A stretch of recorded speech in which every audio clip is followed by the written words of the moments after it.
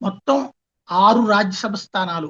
ఇందులో 5 ఎన్‌డీఏకే వస్తాయి. ఒక్కటి బెంగాల్‌లోది మాత్రం ఆ అమ్మాయికి మమతా బెనర్జీ వాళ్ళ పార్టీకి వెళ్తుంది. అయితే ఈ రాజ్యసభ స్థానాలకు సంబంధించి కీలకమైనటువంటి అంశం ఏంటి అంటే ఆహ్, ఆంధ్రప్రదేశ్‌కి సంబంధించిన 3 రాజ్యసభలు. ఈ 3 గూడా చంద్రబాబు గారిని నమ్మి రాజీనామా చేసింది. బీదమస్తానరావు అయినా, మోపిదేవి వెంకటరమణ అయినా, లేకపోతే గనక కృష్ణయ్య అయినా.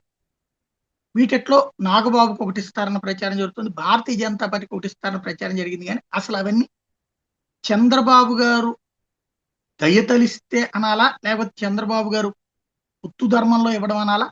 ఏదో జరగాలి.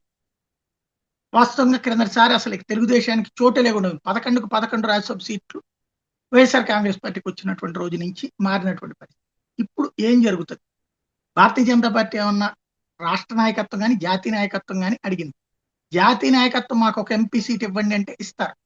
గతంలో గూడా భారతీయ జనతా పార్టీ ఎన్‌డీఏలో తెలుగుదేశం భాగస్వామి అయినప్పుడు ప్రతిసారి మూడేసి సీట్లొచ్చే ప్రతిసారి ఒకటి బీజేపీ తీసుకుంది. ఇప్పుడు అట్లా తీసుకుంటుందా? చూడాలి.